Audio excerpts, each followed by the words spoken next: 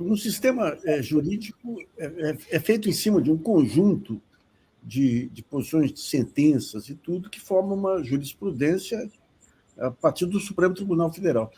Nos últimos tempos, nos últimos anos, talvez mais que anos, a gente tem visto no Tribunal de Justiça de São Paulo e outros tribunais, assim, muitas vezes desconsiderando o que é decidido no Supremo Tribunal Federal, mas nada que se assemelhe ao que está ocorrendo com o Tribunal Regional Federal da 4ª Região, lá em Porto Alegre, que desobedeceu expressamente uma ordem do ministro Ricardo Lewandowski e agora volta a desobedecer uma ordem do ministro Dias Toffoli, afastando o juiz Eduardo Apio, que tinha sido locado na 13ª vara lá.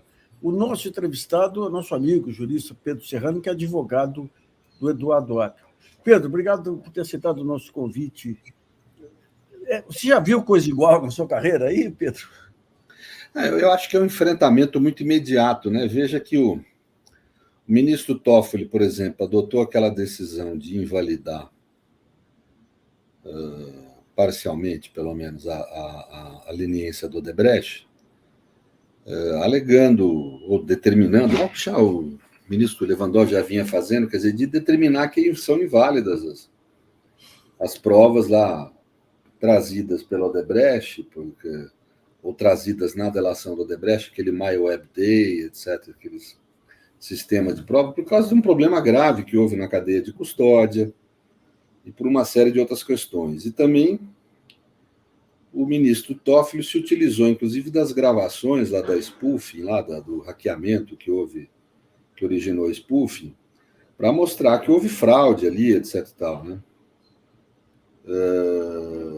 Inclusive foi criticado aí, por exemplo, por editorial do Globo, por ter usado, segundo o Globo, provas ilícitas. Ora, a prova ilícita não se pode usar para condenar alguém, mas não para anular um juízo em favor de réus e de investigados. Isso em qualquer país civilizado do mundo, né? Imagine se alguém nos grava, eu e você, e uma terceira pessoa é acusada de ter te matado. Agora a pessoa gravou você falando, então prova que você está vivo. Aí não pode utilizar essa prova para inocentar o outro. Quer dizer, então é evidente que isso é uma decorrência óbvia. Quer dizer, você não pode usar provas ilícitas para condenar alguém. Agora, para você invalidar processos, etc., você pode sim, né? Deve, aliás. Né? Então, assim, ou seja, ele decidiu isso, mas não deu um dia na CIF, estava lá o TRF4 usando das provas do MyWebDay, etc., para dar essa decisão que você falou. Quer dizer, então é um enfrentamento imediato com as decisões do Supremo, isso é grave, né? Porque o sistema vai se tornando anárquico. Realmente não é só o TRF4 que fez isso, o TJ de São Paulo na área penal tem feito muito isso com o STJ, né? Descumprido abertamente a jurisprudência da STJ. Isso é muito ruim, né? Retira a segurança jurídica, traz anarquia ao sistema de justiça, né? E muitas vezes incorrem, vamos falar aqui claramente, em crime de desobediência, que ninguém faz nada, né? Mas a realidade é essa. Então, ali, mas no TRF4 está havendo um cotidiano enfrentamento às decisões do Supremo como se fosse uma resistência em favor da Lava Jato, eu diria. Né? Loucura. Ou algo em autodefesa também. Aí em autodefesa também, porque na realidade o que eu acho que há nessa questão, você sabe que é uma antiga tradição brasileira, né, Nassif? A saída nossa do escravismo, saída da ditadura de Getúlio, a saída da ditadura militar, sempre foram formas assim negociadas por cima, em que você sai desses períodos de extrema desumanidade próprios de um capitalismo periférico atrasado como o nosso, né? E você sai de uma forma, por uma transição pacífica e negociada pelas elites, em que normalmente o conteúdo estrutural é sempre o mesmo. Você satisfaz os interesses privados, mas você não equaciona a questão da justiça pública. Então, por exemplo, você pega a ditadura, você indenizou corretamente, se indenizou lá os perseguidos, os exilados, as famílias dos mortos, dos torturados, etc., mas a questão pública, que seria apontar quem torturou, apontar quem desapareceu e deixar isso gravado na história por processos, Isso não foi feito, isso foi jogado para debaixo do tapete. Isso. É mais ou menos o que estão querendo fazer agora. Quer dizer, vão anular os casos advindos do Lava Jato, porque não tem como sustentar. No futuro, vai ver gente se indenizando por causa disso. Mas o problema público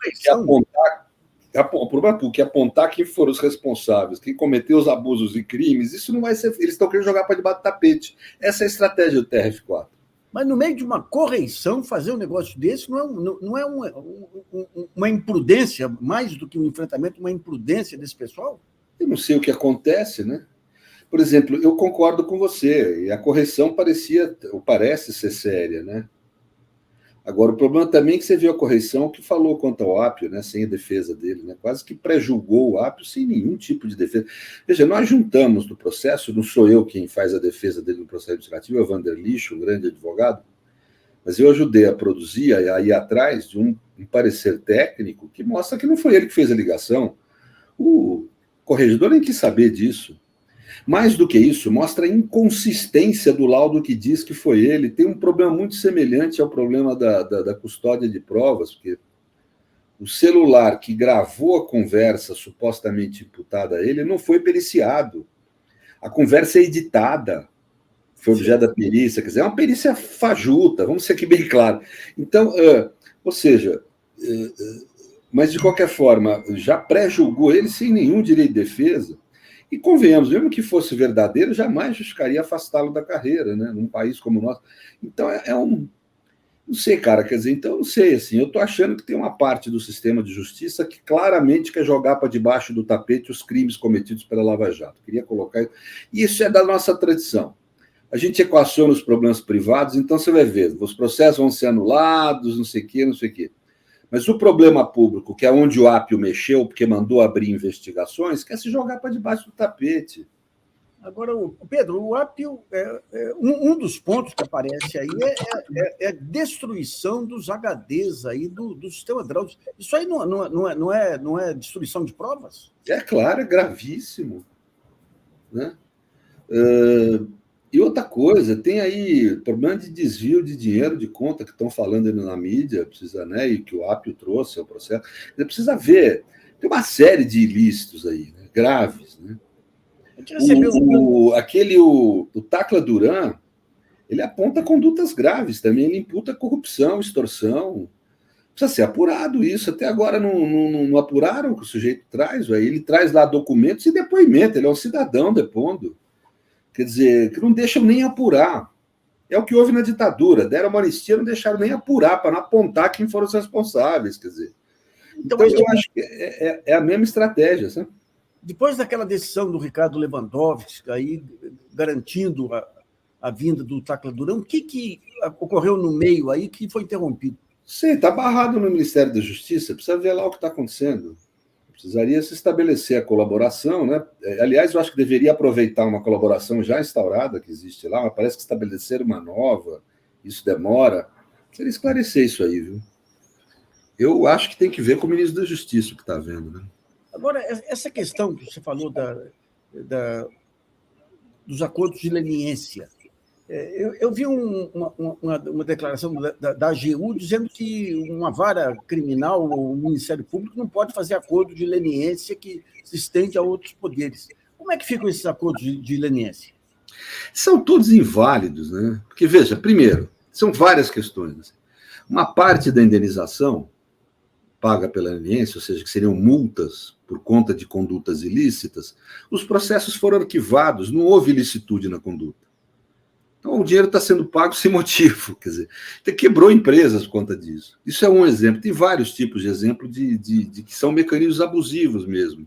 A CGU, por exemplo, esse caso do Odebrecht, ela não assinou, ela que teria que ser a interlocutora pela lei, né, da leniência. Essas leniências foram abusivas, irregulares, ilícitas, assim. Não estou dizendo que elas precisam ser anuladas, porque existe necessidade de indenizar, mas precisam ser revisadas. Segundo, não aleatoriamente, inclusive a CGU erra nisso. A CGU do governo Lula erra nisso. É como eu falei, que é uma solução privada, não pública do problema. É negociar individualmente com cada empresa, sigilosamente. Não. Precisa, óbvio que a negociação é individual. feita pela CGU, mas segundo critérios estabelecidos pelo STF, que deve parametrar, por exemplo, dizer que ninguém deve pagar multa de processo que não foi condenado. Isso é óbvio, né? Coisas desse gênero, né? Porque, veja, foram valores de multas que se fez pelo espetáculo, para poder falar que foi o maior acordo do mundo, que quebrou um setor importantíssimo da economia. Nenhum país do mundo fez isso. Quer dizer, então, e foi feito de uma forma ilícita, com a maioria dos processos que levaram por exemplo, como eu estou falando, a fixação da multa, foram arquivados, né? Outros, as multas não têm base, não têm parâmetro. Elas não têm um parâmetro concreto, com base numa indenização, etc. Ou seja, esses valores precisam ser revistos, né? Mas não revistos apenas individualmente. É importante colocar a questão pública, né? E é impressionante esse privatismo que a tradição reacionária brasileira traz de forma inconstitucional. Quando tem uma DPF que nós propusemos, junto com o Vardi, com o Valim, etc., em nome de alguns partidos políticos, em que nós falávamos dos mecanismos coativos da Lava Jato. E as pessoas, não, mas não houve coação no acordo, no contrato. Mas calma, a coação foi pública, ela não foi uma coação privada, não é própria do direito privado. Quem não se lembra na época? O advogado que não entregasse, que não fizesse seu delator ou seu leniente, entregar Lula ou PT, não conseguiu acordo. Isso estava claro.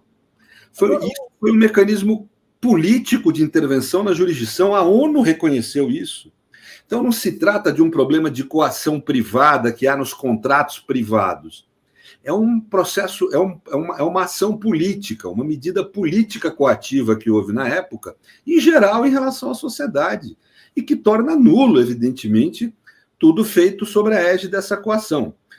Nessa DPF, falaram que a gente quer a nulidade. Nós não queremos a nulidade das leniências, nós queremos uma revisão das leniências segundo parâmetros juridicamente aceitáveis, né?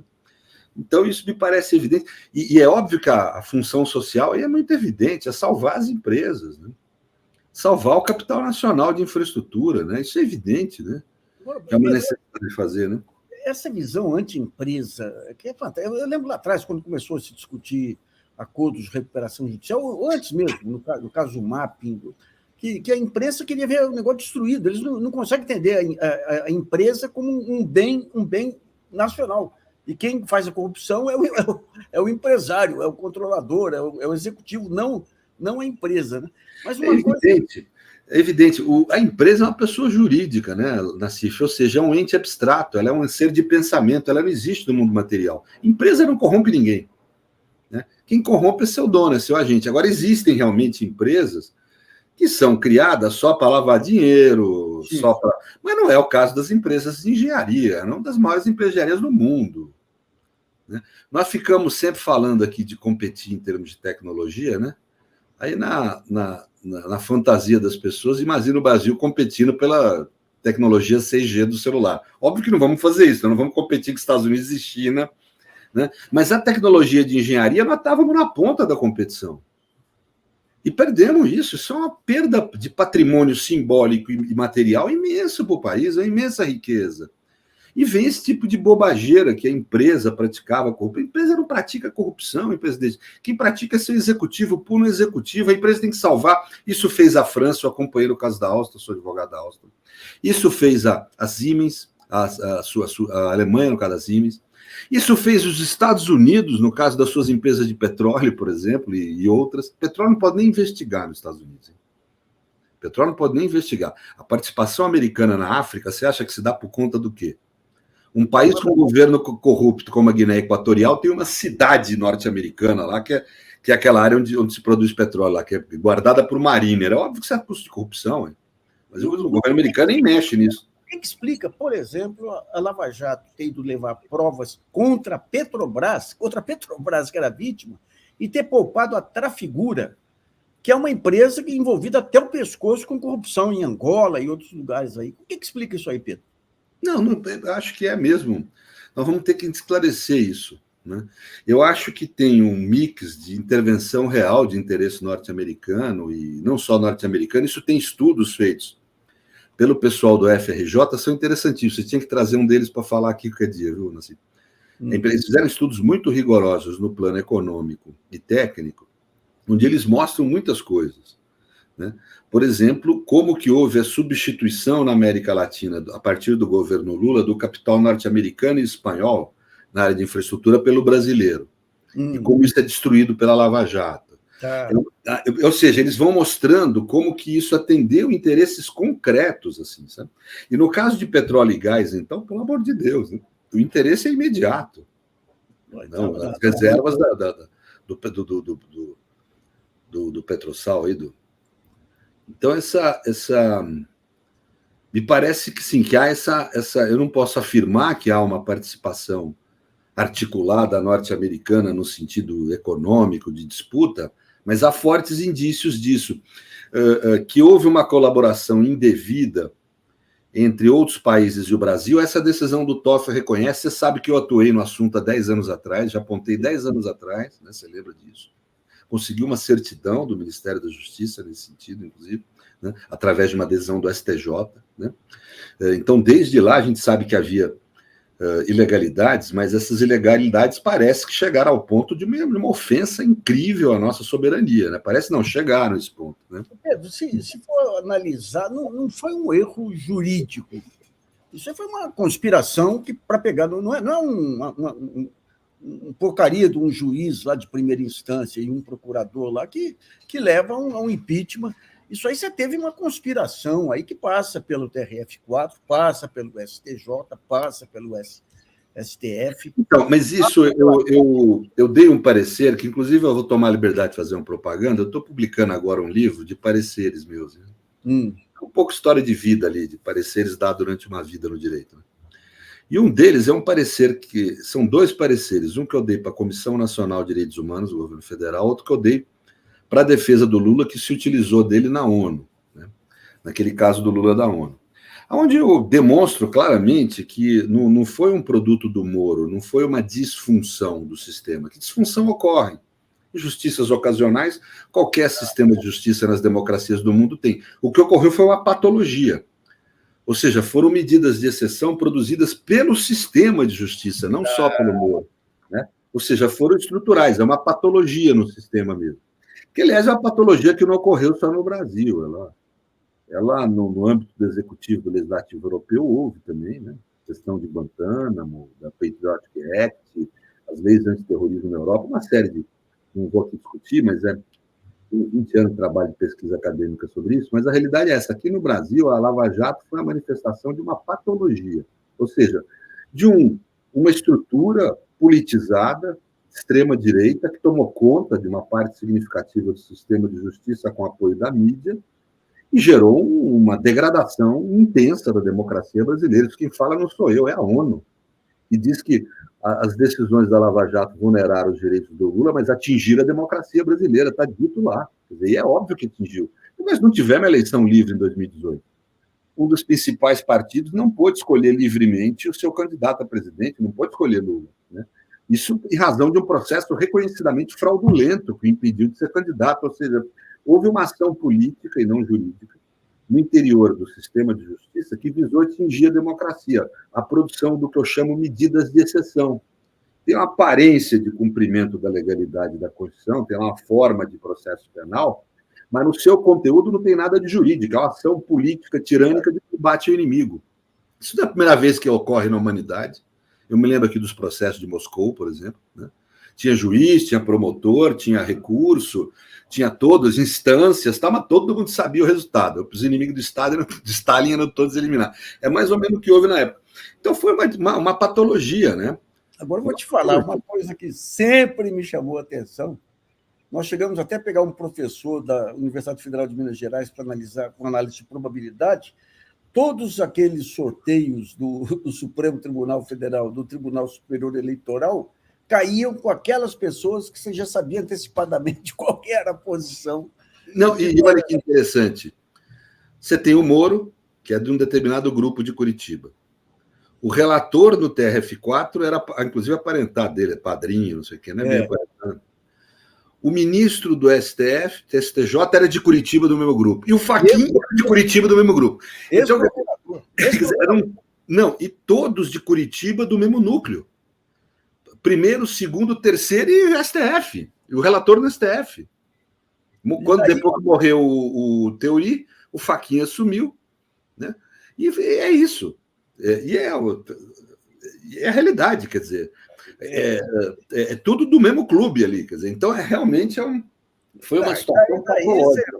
Pode falar que é destino, pode falar que é coincidência, mas a morte do único ministro que poderia ter segurado essa selvageria também, deixa pelo menos uma pulguinha atrás da orelha aí, viu? Não, e a coincidência, né? Você teve o afastamento do Marcelo, daquele ministro Marcelo, que é por conta do voto que ele iria dar no caso do Marcelo Odebrecht, que é um absurdo. Ele poderia decidir monocraticamente. Não, ele deu o voto e submeteu à Câmara. Né? O cara com a maior credibilidade. Claro. Agora, aí o que fazem? Criam um inquérito que depois se demonstrou fraudulento. Inclusive, as linguagens, a coisa da spoof mostra que se criou um inquérito para afastá-lo. Né? Se destrói a imagem dele com o apoio da Globo e da mídia. Né? Se afasta ele da relatoria com isso. Né? Depois o inquérito é obviamente arquivado, era tudo falso, tudo produzido fraudulentamente através de coação e mentiras. Né? Isso fica, inclusive, claro nas gravações que vazaram da spoof. Para quê? Para assumir no lugar dele um ministro curitibano do clube. Pedro, eu estou revendo todo o material que a gente publicou nesse período. Isso no STF, morre o Theory e assume o Fachin curitibano, do mesmo clube. E com a comemoração, aí eu conversei na época com pessoas da Lava Jato de Brasília, lá, comemorando a ida do Fachin. Pois é. Mas você tem digamos, nessas coincidências, eu perdi o fio da meada, mas... sim, o jogo de chantagens que ocorreu em cima disso. Uma matéria que nós recuperamos, o Barroso, até um determinado momento, legalista. Daí ele começa a mudar. E até eu tive uma conversa com ele na época, lá me dava bem, antes de começar essa mudança. Daí ele fala de um site de ultradireita de Brasília, de Curitiba, que soltou um dossiê contra a família da esposa dele. E depois a Veja, através do Augusto e do amigo do Vard, lá, o Reinaldo, chamando ele de vagabundo e tudo. Eu falo, ministro, mas quem está nessa posição está... Ele falou, mas é muito desagradável. Teve chantagem. A Carmen Lúcia, com o negócio da casa que ela comprou lá, ameaças que surgiam, daí quando ela mudava de posição, ou seja, teve um jogo que pegou... Não, isso eu aponto, tem um livro meu, Justiça na Sociedade do Espetáculo, onde eu aponto esse tipo de mecanismo. Você adula o juiz que vota de acordo com o que aquela estrutura patológica queria, e você destrói a imagem do juiz que vota contra. O Lewandowski, que eu cheguei a encontrar uma vez com ele no avião, ele quase me falou que cuspiam no prato dele no restaurante. Tinha condição de frequentar restaurante, querido. Então, quer dizer, teve muita coragem para enfrentar, mas a realidade é essa, quer dizer, você destrói a imagem do juiz que vota contra o que você quer. Isso o Luhmann descreve, né? O Niklas Luhmann, como um mecanismo de corrupção sistêmica na estrutura democrática, que o subsistema de comunicações se comunica de uma forma, vamos dizer, faz um acoplamento estrutural, que eles chamam, uma comunicação, digamos assim, irracional com o sistema de justiça. Né? Passa a pressionar o sistema de justiça não para ele julgar segundo a lógica do lícito e ilícito, mas segundo a lógica do poder não poder ou da notícia não notícia. Né? No caso, o poder não poder, quer dizer, ou seja, coage o sujeito a julgar segundo os interesses de poder daquela turma. E era uma turma de extrema-direita. Acabou gerando o bolsonarismo. O bolsonarismo é um movimento que foi criado pela Lava Jato, essa é a realidade. Né? Ele foi gestado desde a década de 90, etc. Mas ele é criado, ele deixa de ser um movimento social que se dava em torno da questão de segurança e migra para a política com a Lava Jato. Começa a migrar com o mensalão e se consolida com a Lava Jato. Né? Então a Lava Jato é a criadora, é a mãe do bolsonarismo. Né? E que acaba gerando essa tragédia para o país, aí, que nós estamos tentando agora ver o que se juntamos caco, né? Essa é a realidade. Pedro, e com o AP, o que vai acontecer com o AP? Olha, eu creio que no final a gente é otimista em relação à decisão final do processo administrativo. O relator é um cara equilibrado, tem lá. Houve mudanças no interior do TRF4, lá na presidência e tal. E a gente é otimista porque o processo é muito sólido em seu favor, né? Quer dizer, não tem prova, né? Não tem base para poder puni-lo. Né? Mas sei lá, Nassif, essas coisas, eu tenho 40 anos de exercício da advocacia, eu posso te dizer que se a sociedade soubesse, não só no Brasil, e vou dizer que nas democracias do mundo, mas em especial no Brasil, a quantidade de erros e injustiças que são praticadas cotidianamente nos sistemas de justiça das nossas democracias, o povo não saía de casa. A sensação de segurança jurídica ela é maior afetivamente do que ela existe na realidade, como segurança jurídica mesmo. É. O nível de erros, de injustiça é muito elevado, muito elevado. Tanto que eu falo para as pessoas, não caia no engano de achar que você é inocente, você não deve, portanto, você não teme. Tema sim.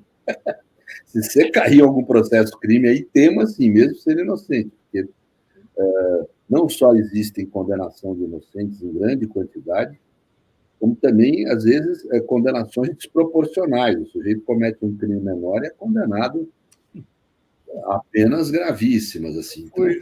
Eu fui processado pelo João Dória, ele pediu 50 mil e o juiz aumentou para 100 mil por conta própria. Mas é isso. E o IDEU aí, é mais o IDEU que está tocando, uma advocacia pro bono para uma mocinha pobre, negra, da periferia, né? Foi pega com 3 cigarros de maconha, foi condenado a 9 anos de cadeia. Que maluquice. Pô, ficou preso um tempão, e pior, não conseguimos nem inocentar, conseguiu reduzir a pena, só ela foi solta. Mas veja, 9 anos de cadeia, Nassif.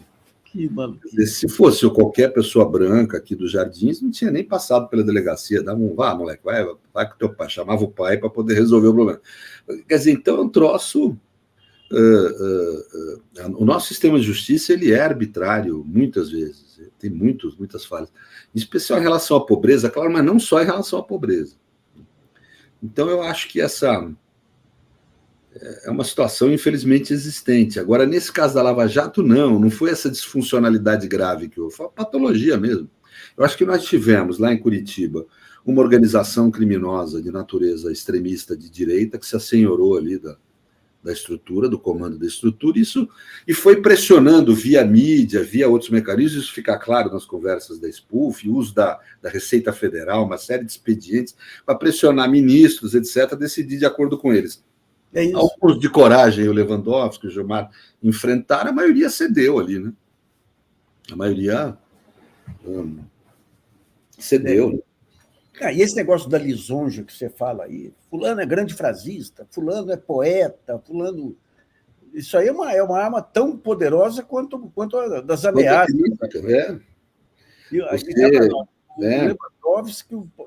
O Lewandowski, a posição dele lá de enfrentamento lá foi algo raro, mas... Claro, foi juiz para valer, né? Foi juiz para valer, né? Mas é isso, eu acho que esse que é o pepino que nós temos no país aí, é um país muito atrasado, primitivo. Você puder me mandar o seu parecer lá desse caso da ONU aí? Eu vou até te mandar o livro, se você quiser. Está saindo agora outra corrente, que é meio grosso, mas lá no meio daí tem os pareceres da ONU. Inclusive tem o meu também do impeachment da Dilma. Tá. Que eu dei para a Dilma. Eu vou te mandar, você dá uma olhada. Maravilha, então. Pedro, obrigado, então, bichão. Obrigado a você, gente. Muito obrigado pelo convite aí. Uma gentileza, como sempre. Muito obrigado. Um abraço.